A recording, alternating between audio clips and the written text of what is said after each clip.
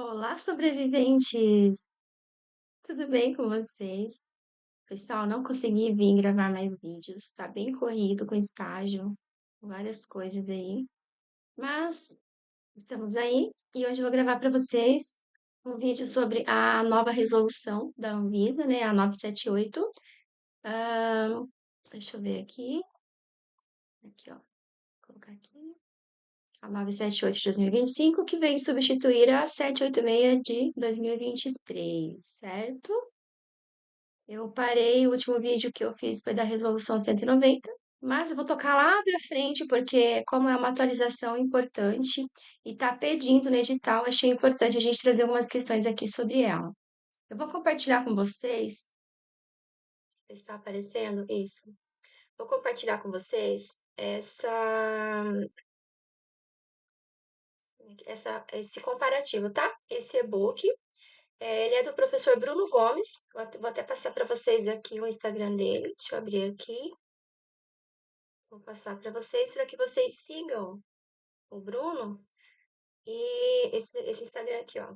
Tá dando para ver? Deixa eu voltar aqui no OBS. Deixa eu colocar aqui, ó, para vocês verem o Instagram dele, tá? Gente, a minha câmera não é de boa qualidade, daí à noite fica meio ruim, tá? Mas é brunogomes.biomédico, foi ele que me passou esse e-book aqui. Ele carinhosamente fez esse comparativo, eu achei bem legal. E vocês podem pedir para ele também, que com certeza ele passa para vocês, tá? Ou então também vocês podem me chamar ali no meu Instagram, é Ilzaviv Underline, que eu também dou um jeito de enviar para vocês, tá? E aí aqui eu vou trazer então os principais pontos dessa resolução. Eu achei bem legal aqui o que ele fez. Obrigada aí ao professor Bruno, disponibilizou um tempo muito, muito precioso aí para fazer esse comparativo para nós, tá? Ela é uma resolução grande, vou até aumentar aqui um pouquinho a tela. Ela é grande, mesmo esse e-book aqui, ele deu 22 páginas ainda, eu vou até descer para vocês verem, ó. Ele fez aqui uma tabela, uma introdução, né? Uma tabela comparativa, quadro comparativo, que eu vou ler com vocês esse quadro. Aí ele vem trazendo aqui as explicações, tá? E aqui no final, ó, eu já volto para mostrar para vocês, tá? Eu só vou lá no final para mostrar outra coisa. Cadê?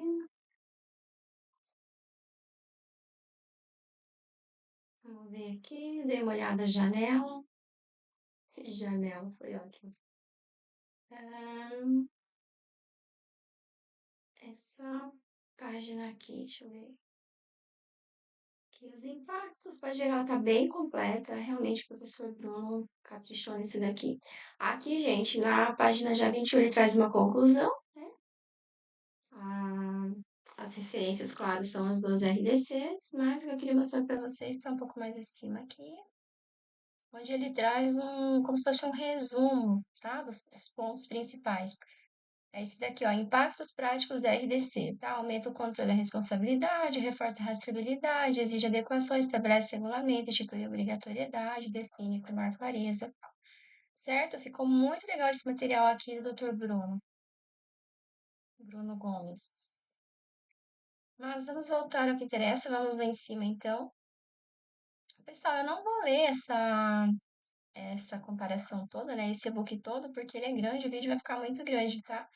Então, eu recomendo que vocês estudem aí na íntegra essa resolução, ou então, se quiserem me pedir, eu pedi para o professor Bruno ali, tá? A gente consegue enviar para vocês também. Vamos focar aqui no que importa. Depois eu vou falar ali rapidinho de algumas coisas que eu acredito que pode ser, né? Tem a possibilidade de ser questão de prova também, certo?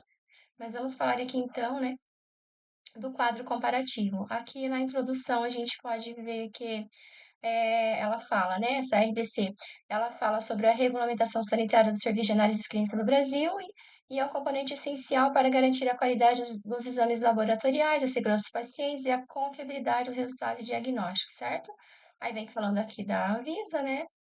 E e durante toda ali a leitura da resolução, a gente vai vendo que o foco principal é a segurança do paciente. E claro, gente, traz algumas coisas que eu achei bem interessantes para a segurança do profissional também. principalmente no quesito ali de responsabilidade técnica, certo? Então, eu achei que realmente veio em boa hora essa atualização. E ela substituiu completamente, tá? A gente pode ver ali atrás que acho que tem uma parte que fala sobre isso. Cadê? Exames clínicos. Aqui, ó, a nova resolução revoga a anterior, tá? E introduz mudanças estruturais importantes nos tipos de serviço, responsabilidade técnicas, controle de qualidade e classificação operacional. Então, ela veio realmente revogando a anterior. Então, vamos para o quadro comparativo.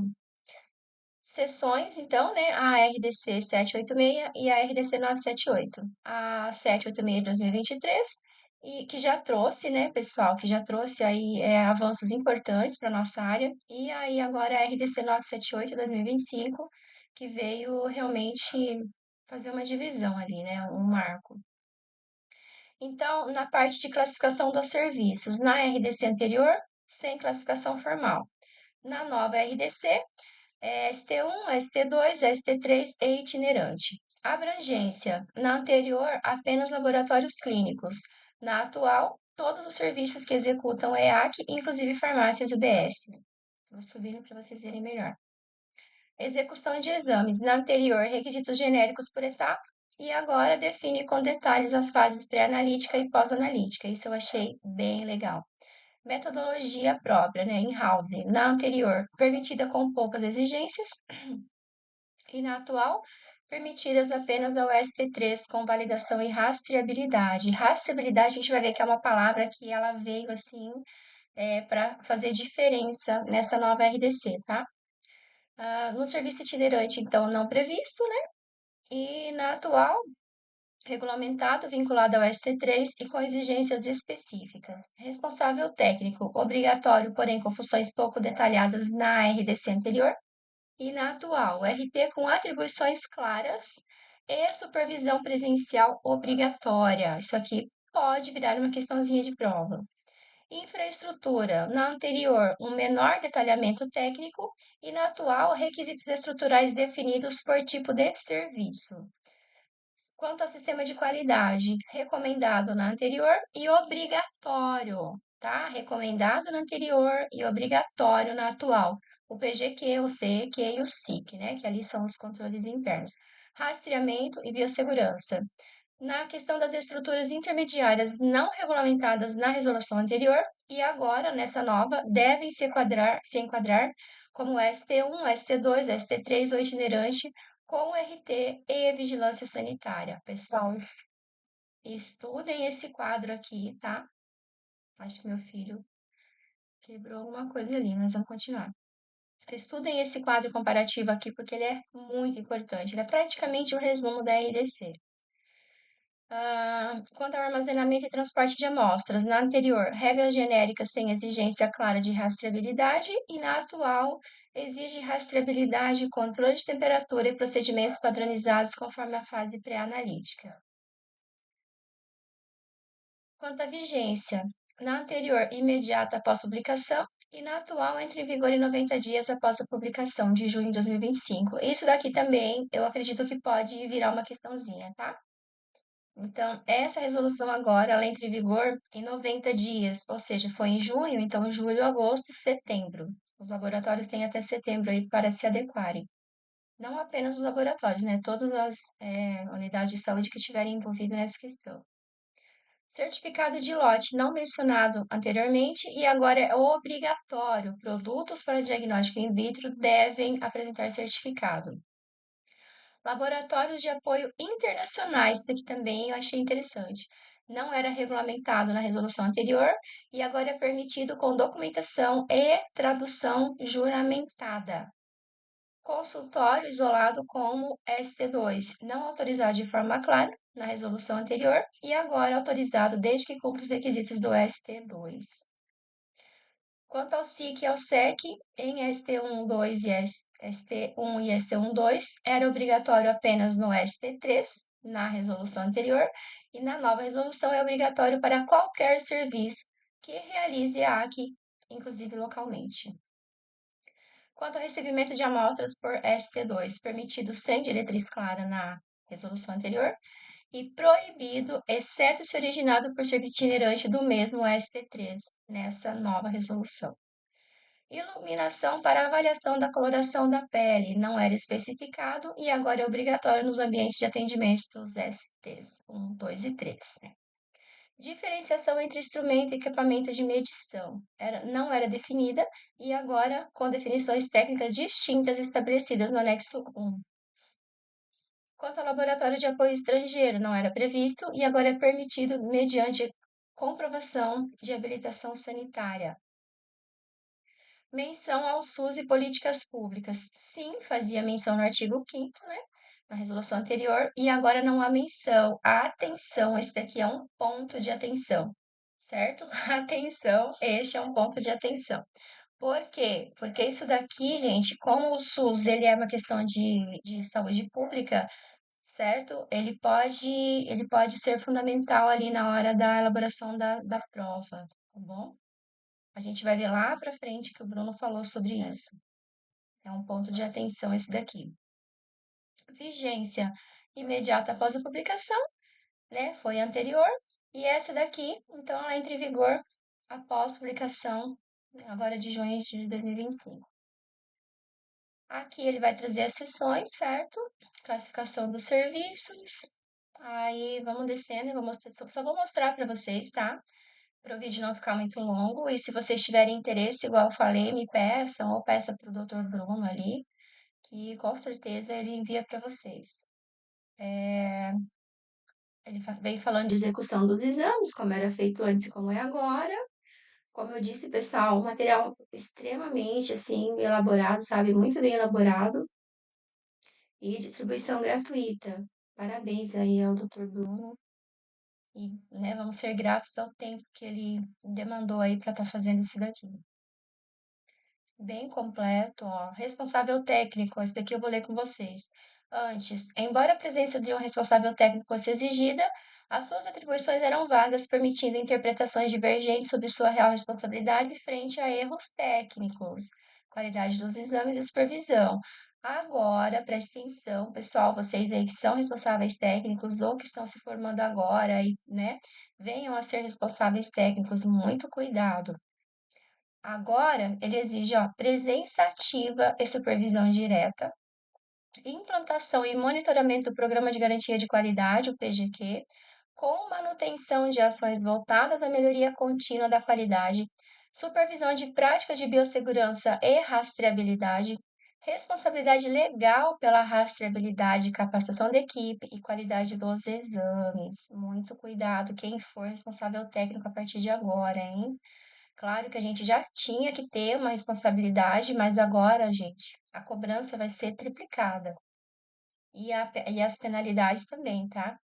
Olha, impacto, valorização e responsabilização do RT como figura central da garantia da qualidade. Reduz o risco de responsabilização informal e protege o exercício legal da profissão. Em contrapartida, se a gente não fizer nosso trabalho ali, né, da forma que tem que ser, fiscalizando, por exemplo, né, quem tiver ali abaixo, no caso, né, os subordinados, estagiários, técnicos, enfim, e houver erro no laboratório, olha, pode complicar um pouco mais do que já complicava, tá? Aqui vem falando infraestrutura e segurança, a fundamentação, sistema de qualidade, né? Antes recomendava-se a implementação de procedimentos de qualidade como controle interno e externo, mas sem a estruturação formal do sistema como um todo. Agora, institui de forma obrigatória o Programa de Garantia de Qualidade, que engloba, aí ele vem trazendo ali. O impacto fortalece a cultura da qualidade, facilita auditorias e torna os serviços mais seguros, organizados e profissionalizados. Central de apoio ou estruturas intermediárias, ele vai falando aqui. Impacto sobre armazenamento e transporte. Certificação lote a lote e certificação de lote. Ó, antes, não havia exigência normativa explícita sobre a apresentação de certificado de lote ou sobre adesão a programas formais de certificação para reagentes ou insumos de diagnóstico. E agora, pessoal, a RDC 978 introduz a exigência de certificado de lote como parte das obrigações sanitárias e impõe ao serviço a responsabilidade por verificar a certificação lote a lote dos insumos, conforme os critérios definidos pela autoridade sanitária. Impacto: reflete um avanço no controle de qualidade dos insumos utilizados, garantindo que cada lote tenha sido avaliado previamente quanto à conformidade técnica e sanitária, aumentando a confiabilidade dos exames laboratoriais. Laboratório de apoios internacionais. Antes a legislação não tratava de forma específica a possibilidade de contratar laboratórios de apoio localizados fora do país. Tampouco exigia comprovações documentais. Agora, permite a contratação, desde que sejam acrescentados documentos com tradução juramentada e validação da autoridade sanitária local. O impacto, então, amplia a rede de apoio com a alcance nacional, ao mesmo tempo que impõe critérios técnicos rigorosos e legalmente auditáveis. A ideia é tornar, né, todos os processos auditáveis, rastreáveis, mais segurança com certeza.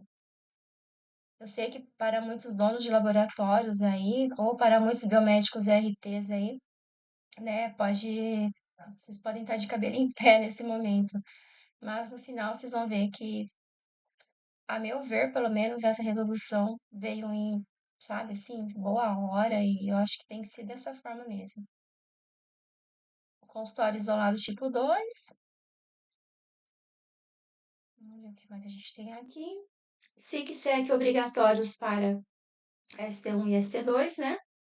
Antes da implementação dos controles internos e externos de qualidade, era obrigatória para laboratórios ST3. Mas o serviço de menor porte, ST1 e ST2 não tinham exigência clara caso realizasse exames no local. Agora, pessoal, determina que qualquer serviço que execute AC, mesmo parcialmente em loco, deve manter o controle interno e externo de qualidade, tá bom? O impacto fortalece a confiança nos exames né, realizados diretamente em farmácias e ambulatórios, evitando que a análise de triagem deixe de seguir critérios mínimos de validação laboratorial.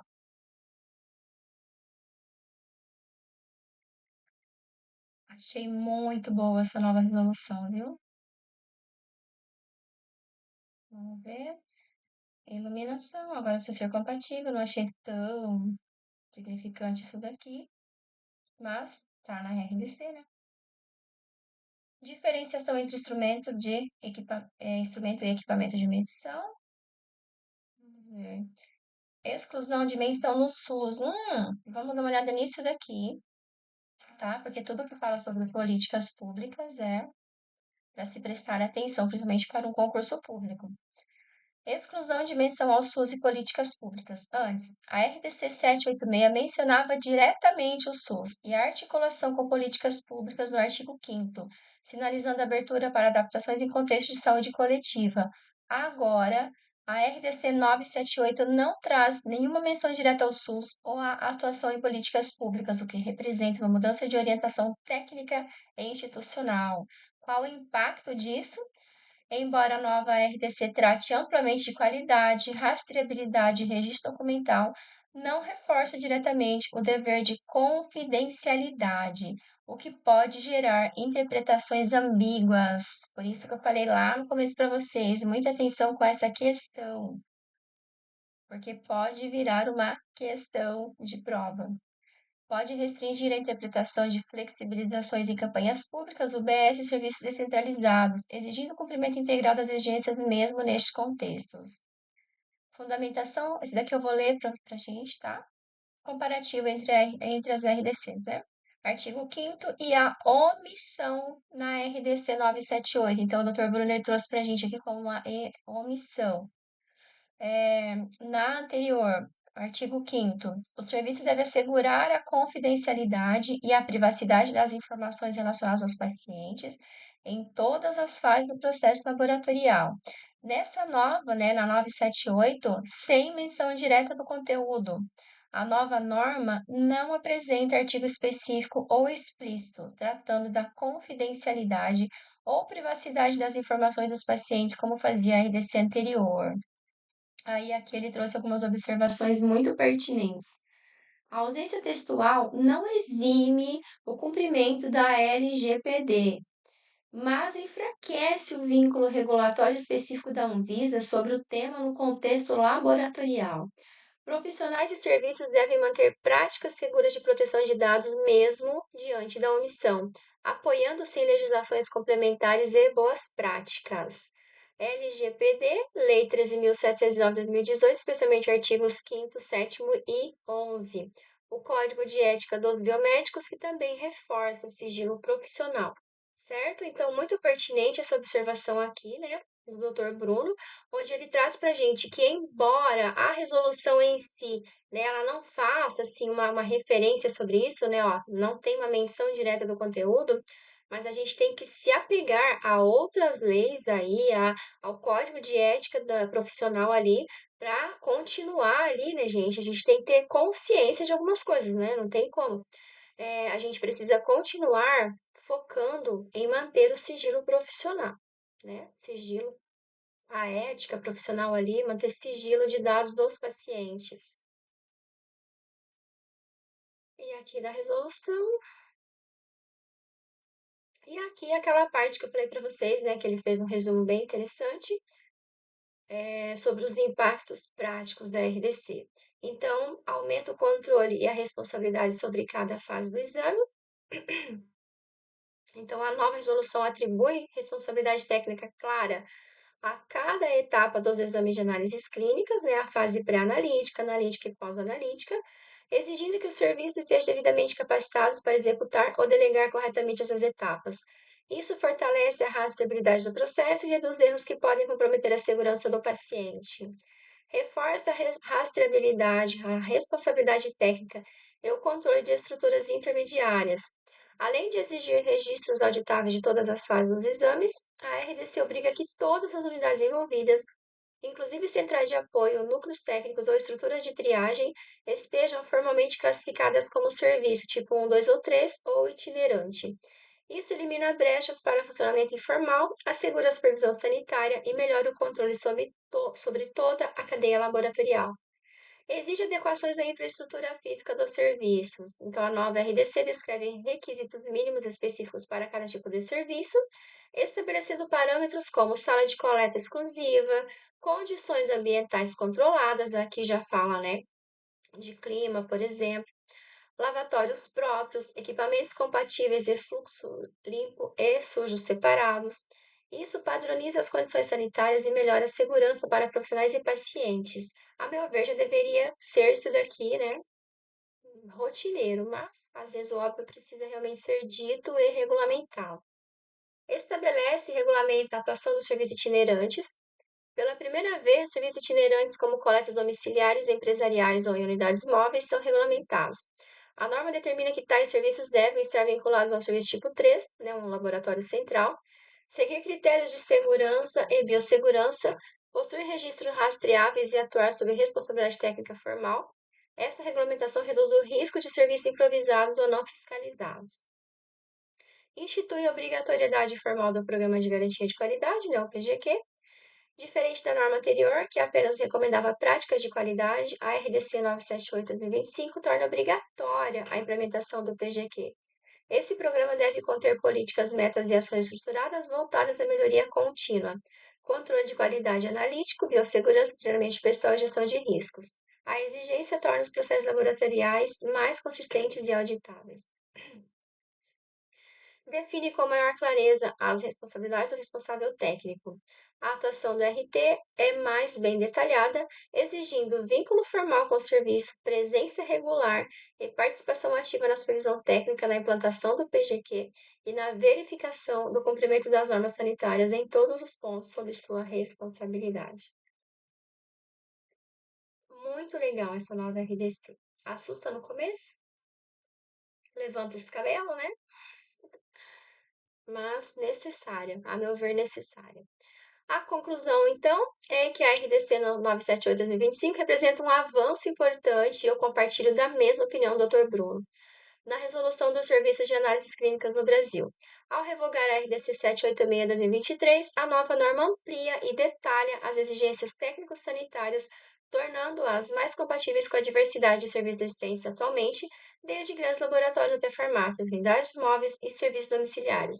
A criação de categorias como a ST1, ST2 e ST3 e o reconhecimento oficial do serviço itinerante contribuem para uma fiscalização mais justa e coerente com a realidade da prática laboratorial. Além disso, a resolução fortalece pilares fundamentais para a segurança do paciente e a confiabilidade dos exames, como a obrigatoriedade do programa de garantia da qualidade, a rastreabilidade de processos, controle rigoroso de metodologias próprias e a valorização do RT. Esses avanços mostram uma preocupação clara da Anvisa em modernizar a legislação, tornando-a mais aplicável, técnica e segura para profissionais e usuários dos sistemas de saúde. Foco no paciente e no profissional. Muito boa essa resolução. Para os biomédicos, gestores e demais profissionais da área, compreender e aplicar os dispositivos da RDC no número 78 de 2025 não é apenas uma obrigação regulatória, mas um compromisso ético com a qualidade do diagnóstico laboratorial e com a saúde coletiva. Trata-se de uma normativa que exige atualização, planejamento e responsabilidade, mas que, ao mesmo tempo, oferece uma base sólida para fortalecimento técnico e institucional dos avanços de análises clínicas no país. Então, é isso. Aqui as referências são as duas RDCs. E é isso, pessoal. Realmente, essa RDC, um avanço para nós, né? E para todo o trabalho do laboratório e do profissional, e mais um marco importante para nós profissionais e para a saúde pública e, por que não, né, privada também no Brasil. Certo, pessoal? Então, esse foi ali rapidinho, né? Não tão rapidinho assim, já deu quase meia hora. Então, foi meio que uma compilada aqui, tá? Desse comparativo. Caso queiram, solicitem para mim pelo Instagram, tá? Usaviv_, ou pelo Instagram do Dr. Bruno, então, certo? Que aí um de nós envia para vocês. E depois eu volto com mais um vídeo. Até mais, pessoal!